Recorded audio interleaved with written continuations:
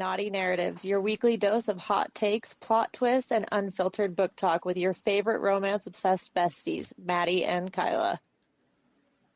Hello. Hello. You look so cozy. I am very cozy tonight. That's good. That's good. Oh, that's funny. It was a long day. I was ready to cuddle up and talk about the book. Be done with everything else. Fair enough. I get that. Totally on board for that. All right. The Ritual. Yeah, welcome back, everybody. I believe Yes. this is episode 10. Yep. Heck yeah. I'm excited. I am too. I have a lot to say about this one, I feel like. So do I. So do I. We kind of, if you are following either of us on Goodreads, then you would know how we rated this book. But I rated it 3 stars. I did as well. Yep. Which is funny because we were both really excited for this one. I know it had been on my TBR for a long time. Well over a year because you told me about it at work. Mm-hmm. Yeah, I was pretty excited, which makes me nervous for some of the other books of the similar genre. I know. I'm like, oh, crap. And this one was so hyped on social media, too. So hyped. And, that doesn't really surprise me because it's right up there with Haunting Adeline, and that one got a shit ton of hype, too. But you liked Haunting Adeline more than I you liked did. this. I did. I think Ryat's a better book boyfriend. I think he's my new favorite book boyfriend. But I do think that Haunting Adeline had more of a storyline.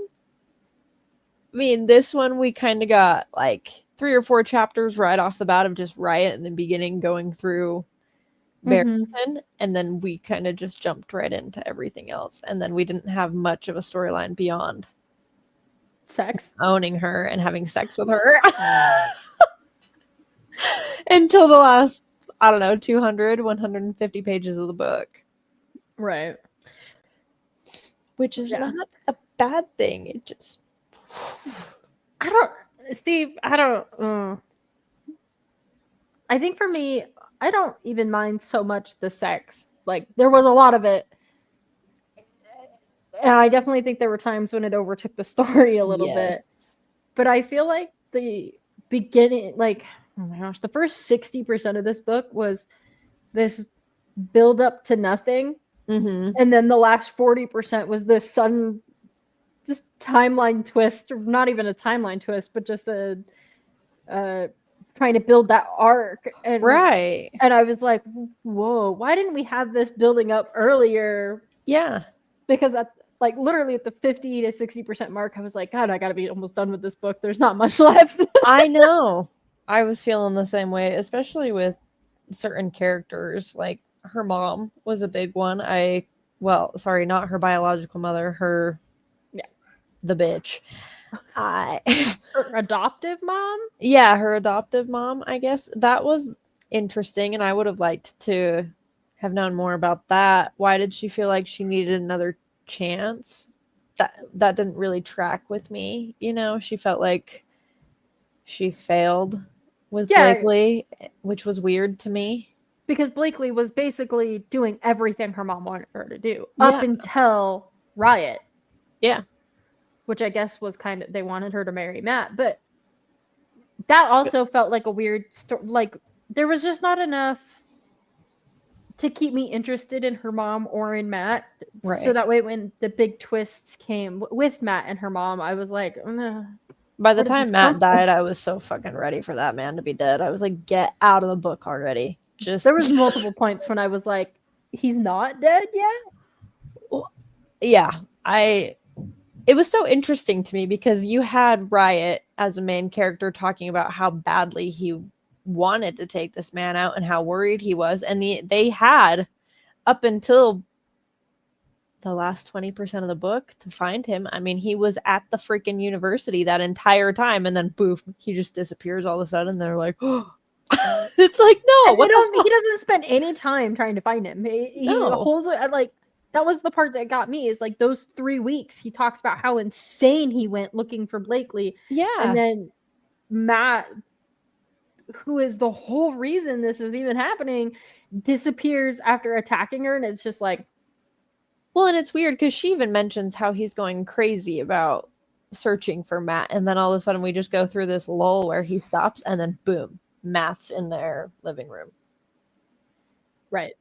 And Oh, that being in their living room like pissed me off. I was like, I was so ticked. I was like, you've got to be fucking kidding me right now. I knew he was gonna have a gun too. I just looked down. I was like, it actually like irritated me. Uh-huh. That he was there, because one, we talk about how insane Ryat is about the cameras and everything else. There's no way. You're telling me he didn't have motion sensors set up? Yeah. Yeah. Or something. So anything. Yeah. And then the fact that they're trained killers and Matt doesn't kill Ryat. Well, and the fact Riot's not carrying any weapon at all, knowing that he is on some kind of hit list, and so is his wife. It just I need answers for these questions. Like, these are big plot holes to me. And I don't even care about plot holes typically, but for me this one was just like, come on. There were so many. They're trained assassins and he's not going to carry a weapon on him. And we don't even get anything right there. We just get boom, he gets shot, and that's like fucking it. I will say the action scenes seemed very clipped. Yeah. I agree. Almost like you don't get to feel the emotional depth. Like when Riot's dying, I didn't even feel sad.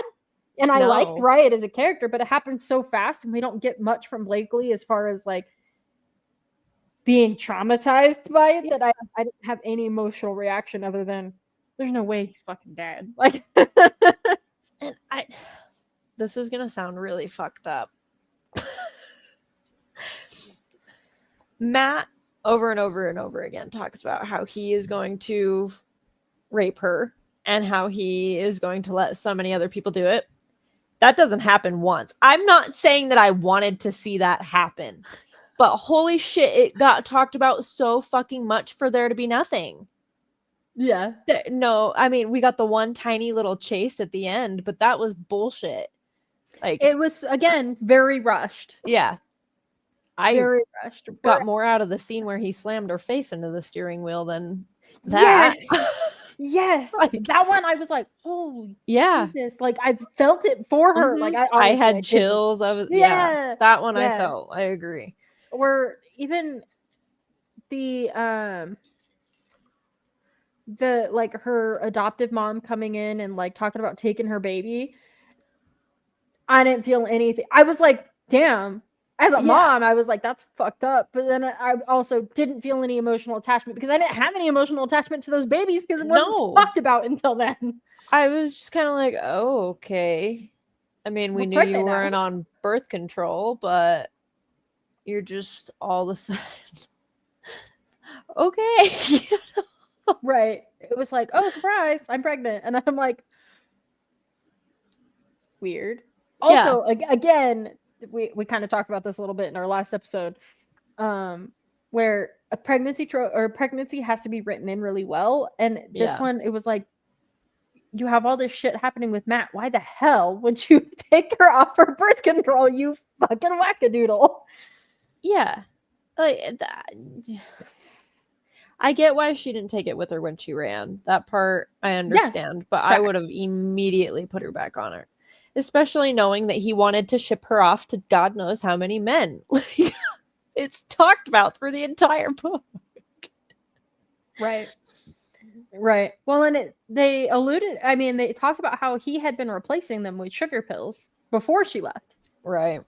Which, that's just fucked up. Yeah, that's weird to me. I don't like that. I don't like when authors do that. I don't. It makes it feel non-consensual. Yeah. And that was something I really appreciated about Ryat, was that he was very much so about like he wouldn't let Matt rape her mom. Right. You know, and things like that. And I appreciated that a lot. So the birth control thing it was just a turn off, honestly. I was like, oh. weird. It was kind of weird, especially for how obsessed he was with her, like, and her happiness and like Mm-hmm. and her pleasure, like all of the weird kinks that she had, like not weird, but just kinks that she had for For those of you listening, Maddie totally made a face when I said not weird. Um, I'm not judging you if you like that. I just personally would pee myself if that happened to me. So, wait, which one? Which one? her rape fantasy. Okay. You know, I don't want to be kidnapped and dragged out to the woods somewhere. I really don't. That's just not for me. Well, outdoor sex just doesn't sound like fun. For me, it was the breath play. I could not get behind that. Not my thing. I think it sounds interesting. I don't know that I could ever do Enjoy that. it Yeah. yourself.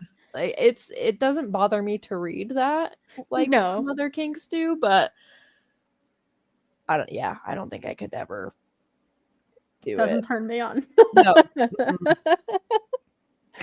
Oh my gosh, no. Also, I was going to talk about the ritual that they do when the girls are originally chosen. What the fuck? How does anybody like how? What self-respecting woman is like, yeah, this is fine? Yeah. That's what I'm wondering the entire time. And from the beginning, Blakely tries to sound like she is a self-respecting woman. She's like, no, I don't want to go to that party. Why would I want to do that? Why would I want to go there? You know? Why would I want to be some sex slave? Like she like Yeah. And then she becomes top slave. Like tops. I couldn't, and I guess doing it in public, I guess, is one thing, but like the whole the pool thing was weird to me. the pool was weird. The rows upon rows of people watching in masks, I just couldn't. I kind of wish we would have. No, you're fine. I kind of wish we would have gotten some insight into, like, a little bit more as to where the Lords came from and why the organization began. Because that's just a weird fucking cult to have. Yeah, a whole point is to keep the rich rich. Mm-hmm. I don't know what just happened, but I'm just dying a little bit over here. It's very Illuminati. It is very Illuminati, and also like their jobs are like picked for them. Yeah, that was odd. Also, the fact that they were like, "Yeah, we'll graduate Barrington no matter what, whether we attend or not," and I'm like, "What kind of fucking college? Hello, where? Why? I guess because I'm poor. I don't." Well, yeah. She pays somebody to stand in for her. The hell? Right. Where was that when I was in school? Right? Where was my study double? What the fuck? Oh my lord. Yeah, no, I thought the Lord's thing was weird. Also, there's no way that more people don't know about that. Like, No. yeah. This is not possible. Somebody's gonna talk somewhere. Yeah, probably a girl to one of her girlfriends. Also, can we talk about that for a second? We just completely skip over how the author writes that Sarah is an addict. Yeah. She went to rehab, she does drugs, she drinks like crazy, and yet Blakely's with her in the club every other night, it seems. Let's be honest. I mean, Blakely might not be addicted to drugs, but she is addicted. Yeah.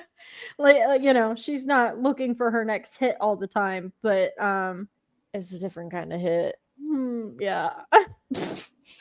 Yeah. Can we also talk about, I realize that it's like not real, but there's no way anybody is having that much sex in a 24-hour period. I kept thinking about that. no. That's too much. Especially back to back to back. Ow. Is all I was thinking. Like, girl, there's no way you're still wet down there. I'm sorry, but you're not. There's no way that man could get hard again. No. I mean, listen, I don't know. if you're gonna have a realistic component to it, seriously. if this isn't like a fantasy novel. No. I also really didn't enjoy when they started to kiss and how it would say she opened up for him, because in that sense I think about like when you open your legs. I'm not thinking about you opening your mouth and kissing somebody. For me it was like I mean we kind of touched on this a little bit yesterday, but the bubble butt and the tits bouncing, I was like, dude, nobody's tits bounce that much. No, Nor bitch had to do have like double D's anime tits or something. Yeah. I don't know. Anime, like they had to be fake, but not even just like silicone fake. They were filled with water. I don't know. Yeah, I don't know. Because how do you laugh and make something?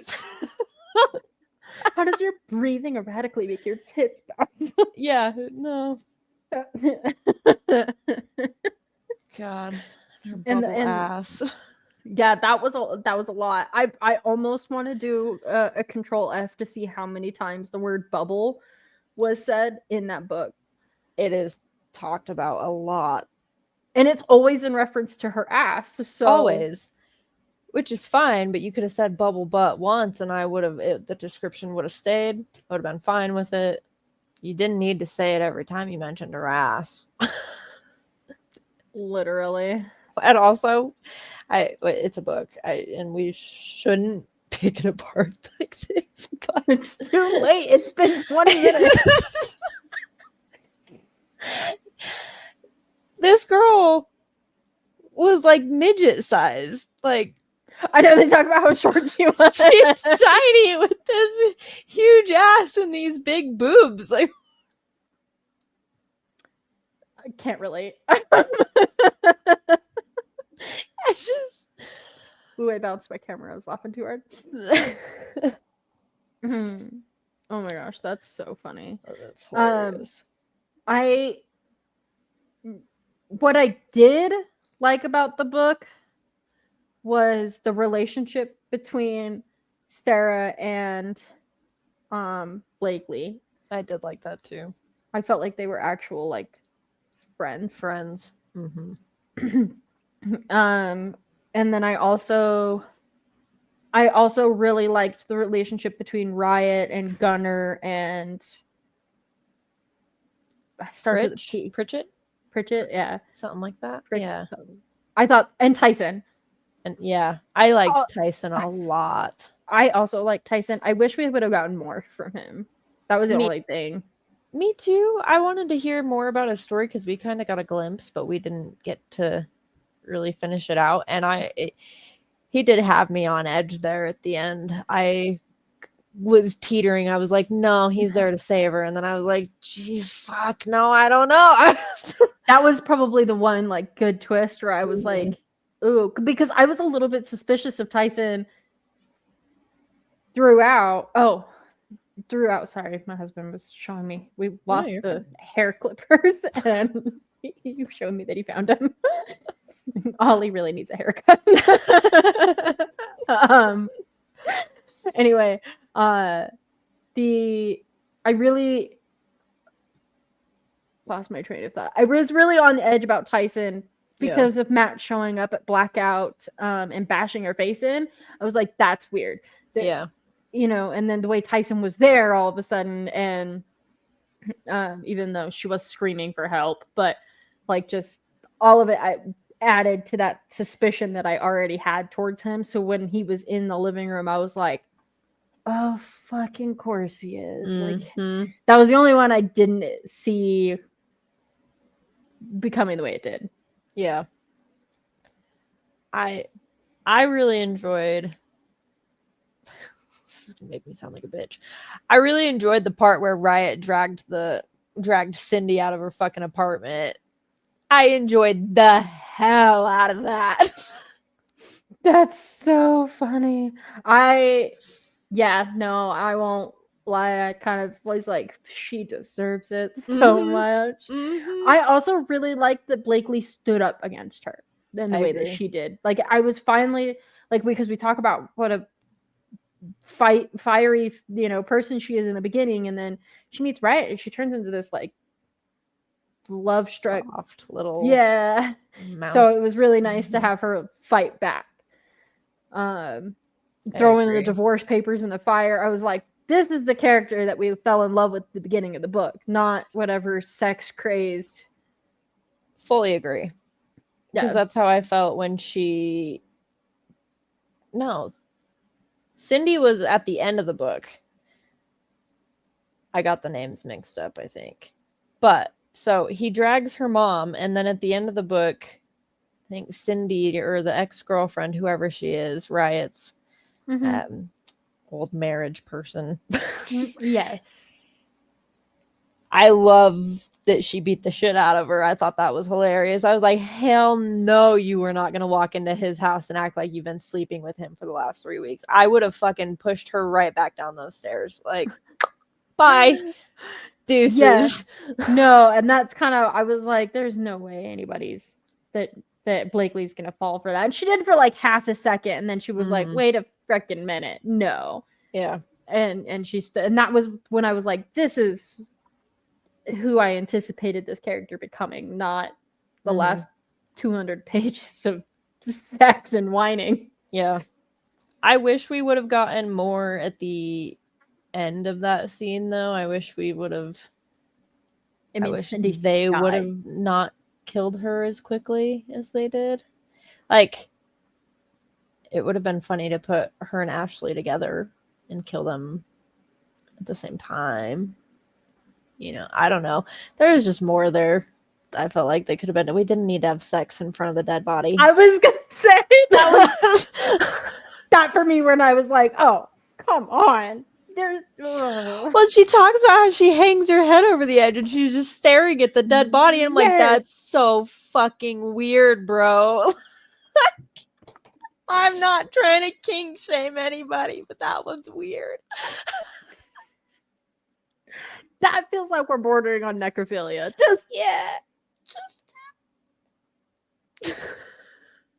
Yeah. No. I could have understood after.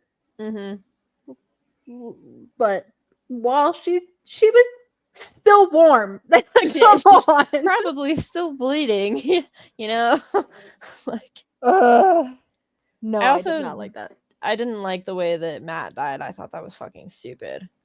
We waited a whole month for them to fucking brutally murder him, and then he gets hung. The twat gets hung. Like, okay. This was the plot hole that actually pissed me off. Is we go down to the basement to blackout, and Tyson is hosing Matt off, washing away the month worth of grime and blood and filth, and then we drag Matt to the cathedral, and suddenly he's filthy again. And they talk about how covered in blood and just everything he was when they strung him up, and I was like, bitch, we just hosed him off. What do you mean? See, remember how I mentioned to you yesterday that I think this author somewhat forgot what she wrote at certain points of the book? I know that I have a couple of them marked, and I'd have to go back and find them, but she contradicts herself multiple times in this book, where she says one thing, and then not even a page later, it switches up completely, and I'm like, did you scroll up while typing, love? Because I'm confused. This doesn't, like... That was the only one I caught, like, in the moment when I was reading it. And that was, I mean, it's near the end. And at that point, I was just like, I just want to be done with this book. And that might be why I caught it, because I was not in the story. If I were in the story, I probably wouldn't have been so bothered or even have noticed it. But I wasn't. And so it really bothered me. I was like, dude, you can't hose him off one page and then him be filthy with covered in No. blood the next. What did you do? Beat the shit out of him on his way over? Yeah, like I don't know.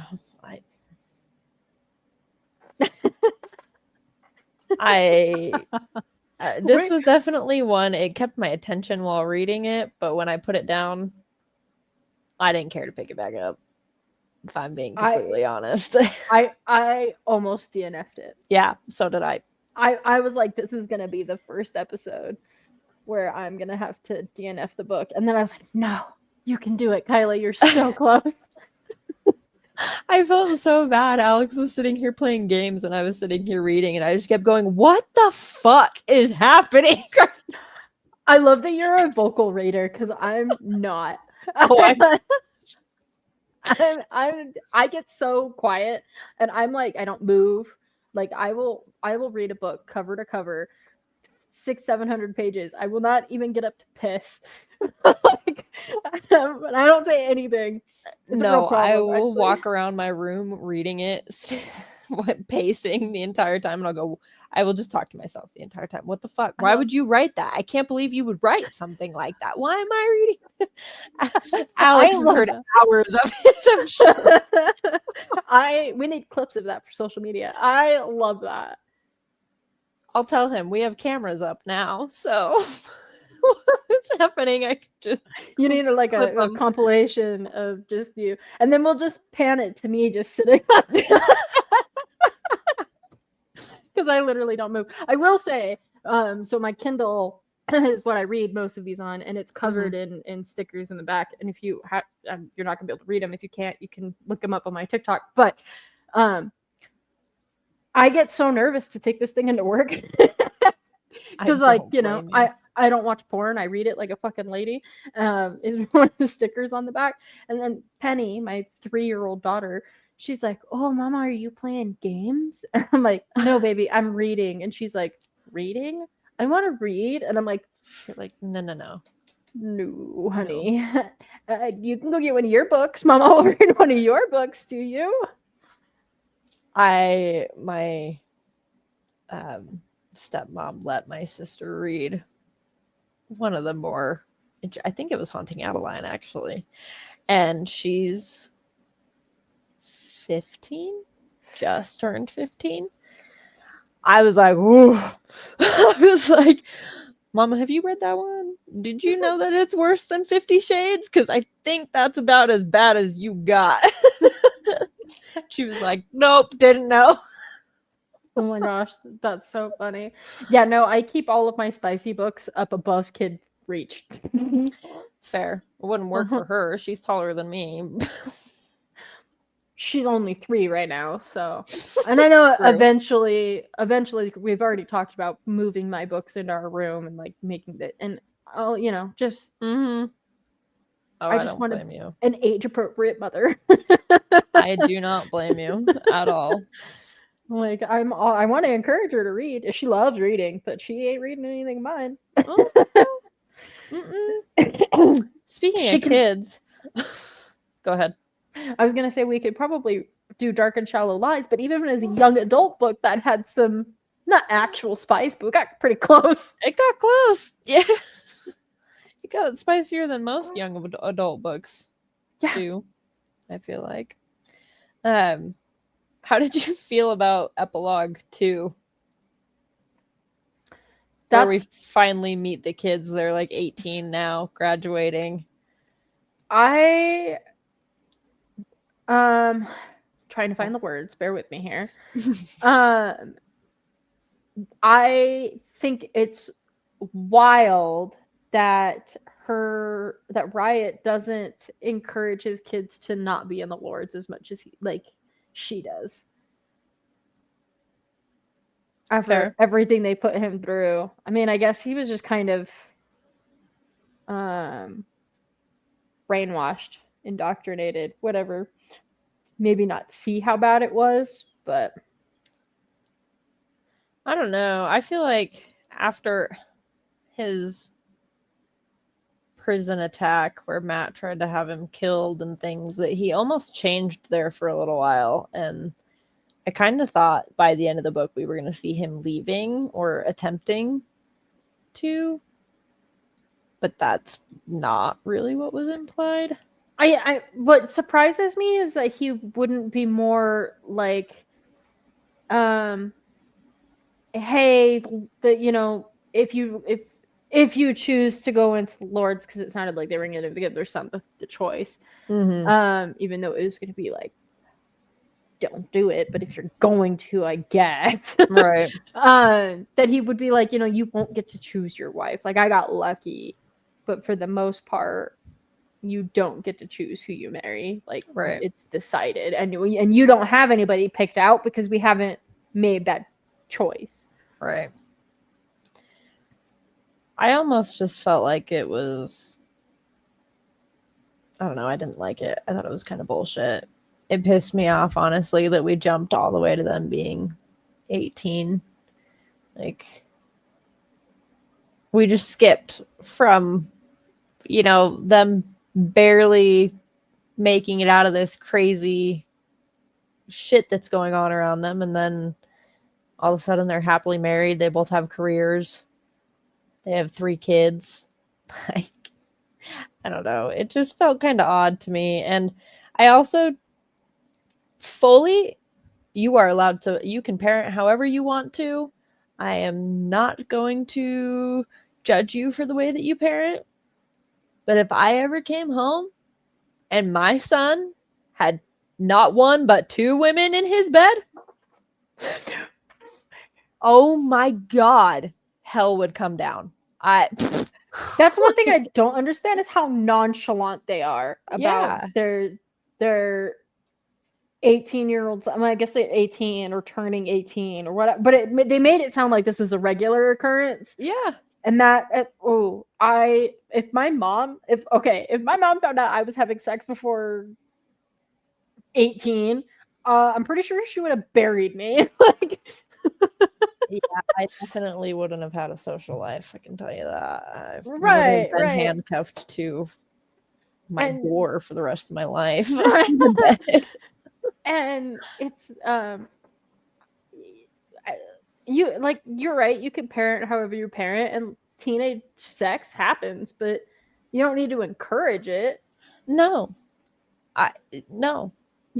And I think that was the problem for me. Is it was like they were encouraging it.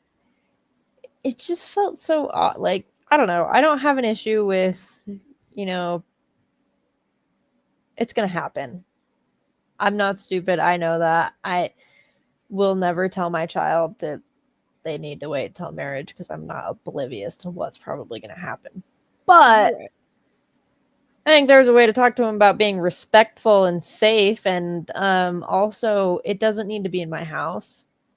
It doesn't. You can go to her house. You can go anywhere else. I don't need to see you coming out of your room with 2 women. It's weird. It's really weird how nonchalant they were. You wouldn't want to see your parents screwing. And that the only reason that they were 18 in the book is because nobody wants. Yeah. You don't want to deal with the underage sex part of it. Yep. But no, I thought that was really weird. I was literally shocked at how they're still in high school. It's not like they've graduated high school yet. They're talking about how they're driving off to school after breakfast. And so I was like, there's a line. They act like the 17-year-old daughter is not supposed to know what sex is when both brothers had women over and the mom and dad act the way that they do. How the fuck is she not gonna know what sex is, dude? She probably knew what that shit was at 5. You're not wrong. You can't know what a condom is. I'm like, please let her know what a condom is. What do you mean? I don't know. It was just there were a lot of things I did like. Like I said, Ryat is probably one of my new favorite book boyfriends. He's probably pretty equal with Xaden right now. I can't pick a favorite between the 2. But I would have liked to have actually read more of their story rather than just the continuous sex. I mean, even when he wasn't with her, all he would say was how he was imagining fucking her. And then it was the same thing for her. Anytime she dressed up, it was just so that he would watch her tits bounce and then take her back and it's like and burn her clothes. It's not that I don't get that. I get wanting to look attractive for your spouse and all that stuff, but Jesus, shut up. There's got to be more to a relationship than just banging one another. Because and that there is. That's why they fought so much. Mm-hmm. All they were doing was fighting and fucking and not communicating. Only because our last episode was all about tropes and we kind of talked about it a little bit. How did you feel about the couple of tropes that we did have? Miscommunication, pregnancy. I feel like the pregnancy one had so much potential to be so good because they secretly they led up to it the entire time, and so I don't think it would have been bad to give us more of that at the end. I just think it would have made the story better if there was more rather than what we got, because that wasn't enough. It just felt pointless. It's like you said, there was no attachment to the babies. I mean, it sounds horrible, but I didn't care if she miscarried them or not. We didn't know that she was pregnant. It was very, we knew they were trying, but it was just very like, oh, I'm pregnant with twins now. Mm-hmm. It's like, oh, you're also kidnapped. Yeah. And maybe that was part of it, because we found out when she was kidnapped by Matt that it was kind of like, well, this takes precedence, so why would we care about the pregnancy right now? Maybe. The miscommunication was also, I mean, I don't think I found that one as annoying, but I did find it annoying. It just because she was whiny and then he was an asshole, and it was like, what? What? I can hear Chris laughing too. What happened? It's because he just came out and he has fully shaved off his beard. Oh. He hasn't shaved his beard in like 4, maybe 5 years. And he just came out, and I don't even recognize him, to be frank. Oh my god, the kids have never seen him without a beard. They're gonna cry. You should record that. I will. Yep. I will. And this episode gets released tomorrow, so if you want to check out my poor kids crying, it'll probably be on my TikTok. Oh, it's amazing. I can't even look at him. Talk about miscommunication. Anyway, you were saying? No, I just felt like the miscommunication wasn't the biggest thing to me, but it was annoying enough that her being whiny constantly, whether it was about him not communicating or it was about Matt or her mom, whatever it was, and then Ryat just being like, shut the fuck up all the time. It just felt like a toxic relationship. It was. I think for me, it wasn't necessarily their miscommunication, just because obviously he had to keep secrets with the lords. But the way her biological mom treated her, like there was like almost miscommunication there. Yeah, I was confused at the end as to what was going on there. Right. Like, just like, why did she hate her so much? That just didn't make sense to me. It didn't make sense to me either. Why she hated her bio mom so much. Yeah. She made, I don't get it. There was a lot of anger there. And like the fact that she held on to that for 19 years, that she didn't want her kids to be part of the lords, and then to be like, well, she's going to be right. And it's like, what are you talking about? Yeah. I don't know. I think it wasn't necessarily miscommunication as it was just secret keeping. Right. That's true. Which there was a valid reason for, I guess. I think if we could have taken like the first 10% of the book and the last 200 pages and put those together, it would have made the perfect book. Like the perfect novella. Yeah. But Could have done with all the other fluff, honestly. I was gonna say, I feel like a lot of it was just trying to reach a word count almost. Like Yeah. there was just so much added shit that I was like, I don't care about this. Doesn't make sense in the story, or even if it does make sense, it just feels like added unnecessary, just trying to reach a goal.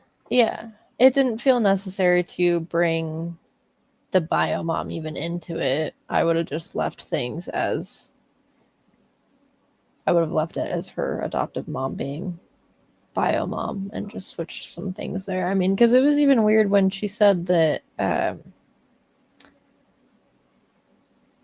the adoptive mom made up that story about her and her dad being so in love, and you know, because I remember annotating and putting that this is weird behavior for somebody who has apparently met the love of her life, and yet she wants her daughter to have an arranged marriage. That's odd to me. Totally. You know, I don't know. There were things. Definitely. But no, I 100% agree with you that I felt like there was just too much fluff. Like just hitting a word count. Yeah. Yeah, so we rated it 3 stars. Definitely not the best book, but not the worst either. Nope.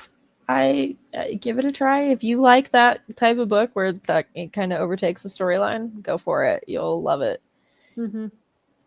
Definitely read the trigger warnings, though. Yeah, definitely do that. Yeah. All right.